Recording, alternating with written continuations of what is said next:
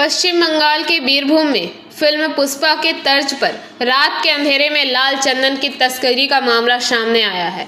बीरभूम जिले के रामपुर हाट रेजना इलाके में रात के अंधेरे में तस्कर 2 लाल चंदन के पेड़ काटकर भाग रहे थे। पुलिस और वन विभाग ने अभियान चलाकर 4 तस्करों को धर दबोचा। पुलिस चारों आरोपियों को रामपुर हाट अदालत में पेश किया। आरोपियों के खिलाफ वन्य जीव संरक्षण अधिनियम के तहत मामला दर्ज किया गया है। पुलिस फिलहाल इस बात की जांच कर रही है कि इसमें और कौन कौन शामिल है। उन्होंने इस बात की भी जांच शुरू कर दी है कि किस तरह जंगल की लकड़ी की तस्करी की जा रही है। यहां तक कि जंगल में मौजूद चंदन समेत अन्य कीमती पेड़ों को काटकर इसकी तस्करी से संबंधित जानकारी भी पुलिस जुटा रही। बताया जाता है ग्रामीणों ने ग्राम पंचायत के अंतर्गत हस्ती कांडा जंगल में पेड़ों के काटे जाने की आवाज सुनी। उन्होंने तुरंत हस्तक्षेप किया और पाया कि कुछ लोग जंगल से पेड़ काट रहे थे और चोरी कर रहे थे। उन्होंने कई पेड़ काट डाले जिनमें 2 लाल चंदन के पेड़ भी शामिल थे। उन्होंने तत्काल इसकी सूचना पुलिस को दी। पुलिस मौके पर पहुंचकर 4 बदमाशों को गिरफ्तार कर लिया तथा एक ट्रैक्टर, एक मोटरसाइकिल और एक छोटी कार जब्त कर ली। বলছি এই যে কাটা গাছগুলো পড়ে আছে এখানে, এগুলো কি গাছ? এগুলো লাল চন্দন। এগুলো কারা কেটেছে?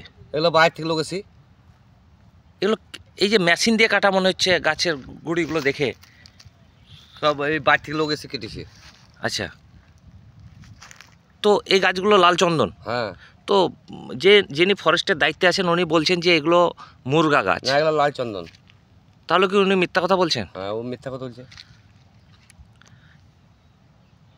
কতগুলো গাছ কাটা হয়েছে এখানে? গাছ 2টা কাটা হয়েছে। আচ্ছা,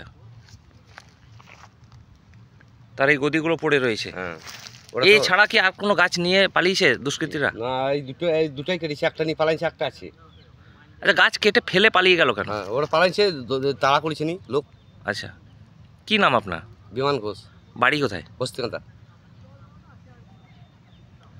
আপনারা কখন জানতে পারলেন এটা? আমরা সকালবেলায় জানতে পারছি। আমার পুকুরে এলাম, তখন জানতে পারছি গাছ কেটেছে।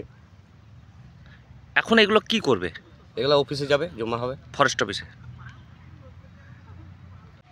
এটা কি আপনাদের ঊর্ধ্বতন কর্তৃপক্ষকে জানানো হয়েছে? হ্যাঁ, জানানো হয়েছে। আমি রাত্রে জানিয়েছি। এখন কি করবেন এই গাছগুলো? এখন তো মালটা এখন ক্যারেজ করে দিই, তারপরে তখন কী হবে সেটা তোমার যেটা বলবে সেটা করতে হবে। আর মালটা ক্যারেজ তো করি আমি। এই গাছ চুরিতে কি কেউ ধরা পড়েছে?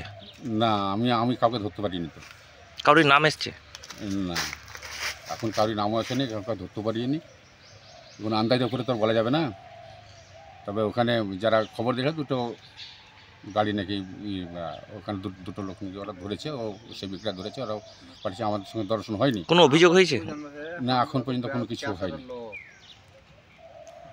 আপনারা কি কোনো অভিযোগ করবে? আমি সেটা এখন বলতে পারছি না। আমার কর্তৃপক্ষকেই জানাবো, আমি মালটাকে উদ্ধার করে নিই, তারপরে তখন ব্যবস্থা যা কিছু করা যাবে। Bureau report PBTV news.